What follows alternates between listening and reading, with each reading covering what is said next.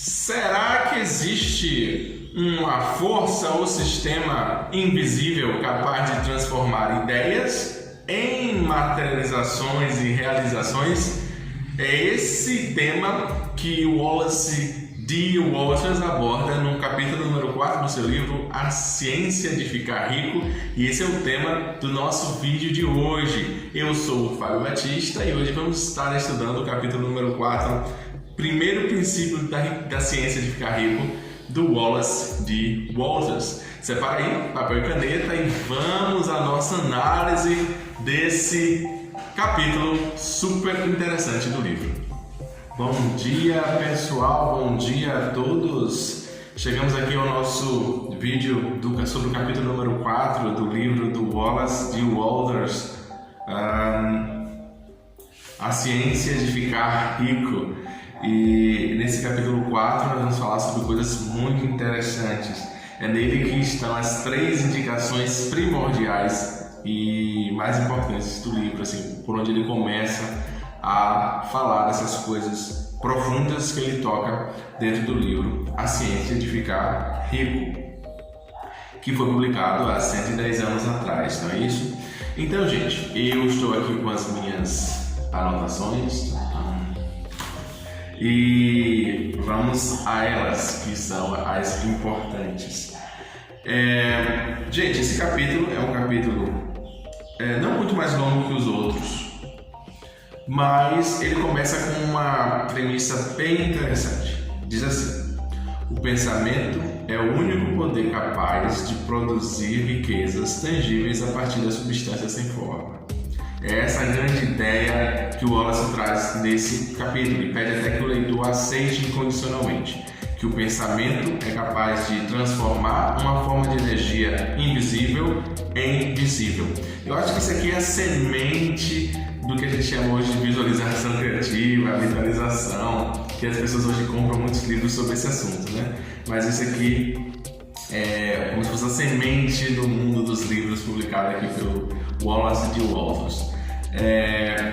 E dentro desse capítulo ele vem falar por que isso, né? Ele diz que, de uma certa forma, o que ele defende nessa época, que o material de todas as coisas é uma substância que pensa, e essa substância que pensa é capaz de manifestar os seus pensamentos. Essa é a ideia que o Wallace traz.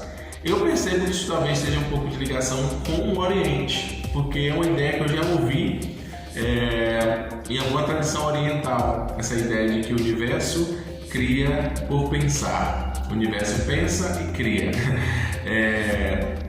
Eu escutei uma gravação uma vez que tinha essa ideia, então é uma ideia que talvez tenha vindo daí. Lembrando que o Wallace, ex-pastor, fez uma pesquisa em várias fontes de informação, então ele traz coisas de vários lugares diferentes dentro desse livro aqui, tá, gente? Ele traz a ideia nesse capítulo de que o ato de alguém pensar numa casa movimenta o sistema econômico, o sistema universal, para que aquela casa, por exemplo, seja manifestada. Seja isso pela produção de materiais de construção, insumos, produtos para aquela residência, ou pelo próprio universo. Ele fala assim: se ninguém fizesse nada, essa própria substância pensante faria a casa do nada para atender a ideia de quem pensou. Essa é a ideia do Wallace, viu?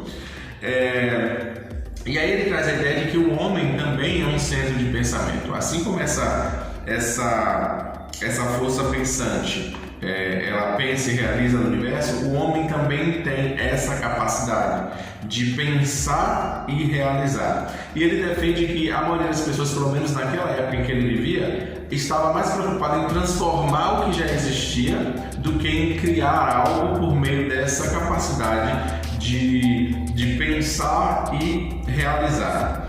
Ele falou aqui, né? O homem frequentemente tenta alterar a natureza em vez de criar novas formas a partir das substâncias sem forma. É assim que ele defende isso. E aí ele traz as 3 preposições extremamente importantes que vão nortear todo o livro daqui em diante. A primeira dela é que existe uma substância sem forma da qual todas as coisas são feitas, que permeia, penetra e preenche todo todos os espaços. Essa é a primeira ideia que ele traz. A segunda é: um pensamento nessa substância pode formar coisas, produzir formas. Um pensamento dentro dessa substância sem forma é capaz de produzir formas. Essa é a segunda ideia dele. A terceira ideia do Wallace é o seguinte: que o homem pode, com a sua capacidade, imprimir seus pensamentos nessa substância sem forma e dessa maneira gerar formas. Bastante interessante, bastante desafiador, porque de uma certa forma hoje em dia parece que vai de encontro a muitas ideias que a gente tem sobre a ciência, como o universo funciona e etc e tal. E ele dessa forma defende que se alguém fizer o que está escrito nesse livro, certamente ficará rico. Porque as pessoas enriquecem fazendo as coisas novamente de uma determinada maneira. Para isso, ele defende que as pessoas precisam de quê, gente? As pessoas precisam pensar de uma determinada maneira. É nesse capítulo que ele traz a ideia de que fazer as coisas de uma determinada maneira requer que as pessoas pensem dessa mesma determinada maneira ou em sintonia com essa maneira. E ele diz aqui que fazer isso, pensar dessa determinada maneira não é fácil. A maioria das pessoas não consegue. Por quê? Porque, não que elas não possam, mas porque pensar dessa determinada maneira, quando ele traz a ideia de verdade aqui, requer que a pessoa consiga ver a verdade por trás da realidade. Que as pessoas consigam ver o que está acontecendo de fato e não o que elas estão percebendo. Porque a realidade, como ele falou, pode trazer a realidade de pobreza. E ele defende que uma realidade, ela projeta na mente humana as formas dela. Então, se a pessoa vê pobreza, ela pensa em pobreza. Mas ele fala aqui que alguém que consiga pensar da forma correta, ele vai conseguir passar pela pobreza, ver a pobreza, mas enxergar a verdade além da pobreza, de que não existe pobreza e de que a pobreza é uma mera ilusão. E ele defende que uma mente que é capaz de fazer isso consegue qualquer coisa. A mente que é capaz de perceber a realidade, vou dizer aqui com as minhas palavras, uma realidade última, a verdade, ela não se torna vítima das aparências. E esse, segundo ele, é o trabalho mais importante e o trabalho mais difícil para qualquer ser humano. Perceber a realidade e não a aparência. Aí parece que ele foi lá para a Grécia Antiga, a filosofia, falar sobre o reino das coisas como elas são e o reino das coisas como elas são projetadas. Parece até filosofia. Mas quem gosta de filosofia está lá, em Platão, Sócrates, eles falam disso daí. Dessa ideia, de mundo ideal e mundo real. O mundo ideal das formas perfeitas e o mundo material das formas como elas se manifestam. Mas, como o Wallace chama, dependendo da tradução que você observar, você vai encontrar esse termo, mente mestra ou espírito superior. Essa mente que é capaz de perceber a verdade por detrás das aparências e assim conseguir realizar o que ele deseja e não o que essas aparências estariam projetando dentro de sua mente.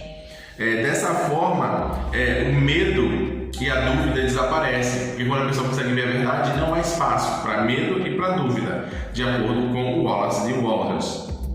Porque o ser humano percebe que ele pode criar o que ele quiser dentro dessa perspectiva.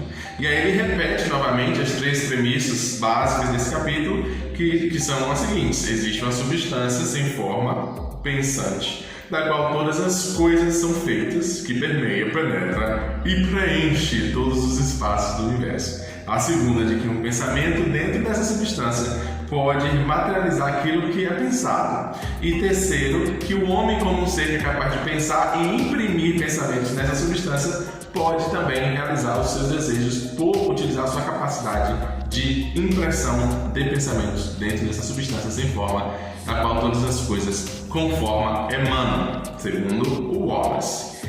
Ele aqui faz uma ressalva que enquanto a pessoa estiver pensando dessa forma e aceitando essas ideias, que ela evite entrar em contato com ideias diferentes e contraditórias que venham alimentar dúvidas, incertezas, preocupações, porque ele diz que essa mistura gera improdutividade. A pessoa não vai para canto nenhum, nem materializa o que ela quis, nem realiza o que ela quis, nem visualiza o que ela quer, nem faz o que essas crenças, ideias, palestras, filmes estariam sugerindo. Ele fica numa ideia de zero, soma total igual a zero.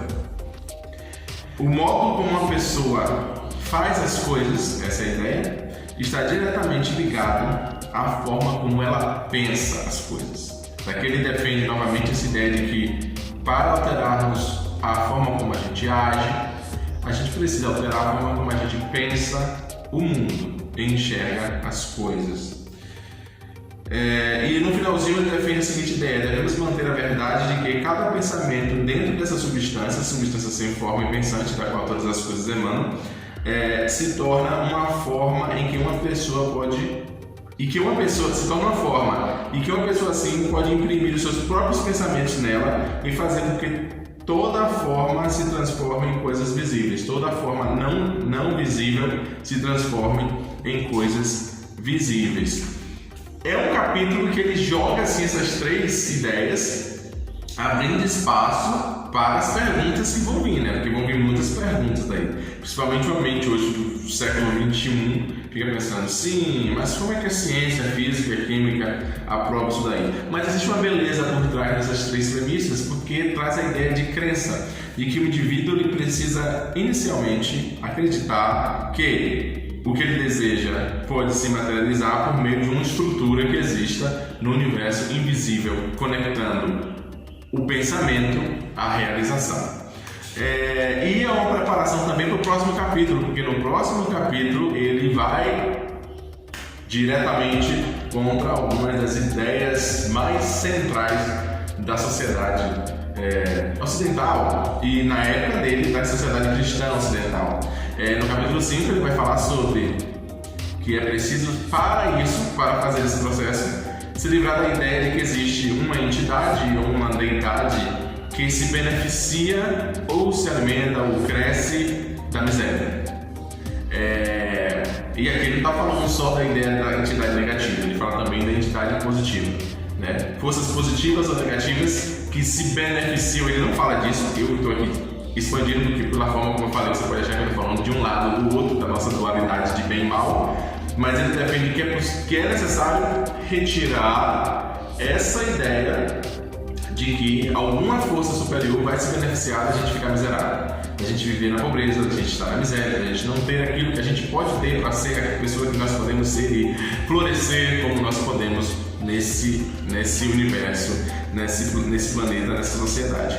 Então é isso aí o que o Wallace falou para mim nessa leitura. Tem mais coisa lá, dá uma conferida, né? Eu acho que o tema central aqui é a ideia da verdade, ele introduz essa ideia de que existe uma verdade, e a verdade seria essa concepção tripartídica de que existe uma coisa que permeia todo o universo, uma forma invisível que é pensante. Eu não sei exatamente o que ele define por pensante. Se pensante seria consciente, viva ou capaz de interagir, né? Mas que por pensar é capaz de gerar realidades, e o ser humano também tem essa capacidade de pensar e tem a capacidade de acoplar-se a essa força transcendental e assim manifestar as suas ideias no plano físico. Ele vai falar mais sobre isso nos capítulos posteriores, principalmente o papel de uma emoção chamada de gratidão nesse processo de acoplamento. Então fica conferindo aí os nossos resumos para a gente ir nessa viagem no tempo e no livro do Wallace D. Watters, A Ciência de Ficar Rico. Obrigado pela atenção, vejo vocês no nosso próximo vídeo. E aí pessoal, continuando aqui a nossa finalização como sempre, falando dos nossos gatinhos. Se você gosta de animais, de tomar conta dos gatinhos e proteger os gatinhos, cachorros, todo tipo de animais de estimação, você pode contribuir para a nossa vaquinha, que vai aparecer aqui, ó, aqui do lado. E também buscar informações ou falar com a gente por aqui. Eu vou deixar ela sair, que ela tá estressada. Se você não entrou ainda no nosso grupo Empreendedores Digitais, você pode entrar no grupo Empreendedores Digitais no Facebook. pesquisando lá Empreendedores Digitais e fazer o seu convite para participar do grupo. E se você ainda não segue a gente no Instagram, para saber um pouco sobre os gatos, sobre yoga, sobre ciclismo, sobre tudo que a gente faz aqui, segue aqui esse Barbershop do Fabão. Para ouvir esse livro que eu estava ouvindo aqui, eu vi ele no aplicativo YouBooks. Você pode também baixar esse aplicativo, tem uma biblioteca muito legal lá. Tem 2 versões desse livro do Wallace D. Wattles em áudio, que você pode escolher, 2 narradores diferentes. E também desejando a vocês uma ótima... Eu acho que hoje é terça-feira. Uma ótima terça-feira para você. Muita felicidade, muita paz, crescimento. E se eu lembrar de alguma coisa, eu gravo aqui. Ah, sim, lembrei.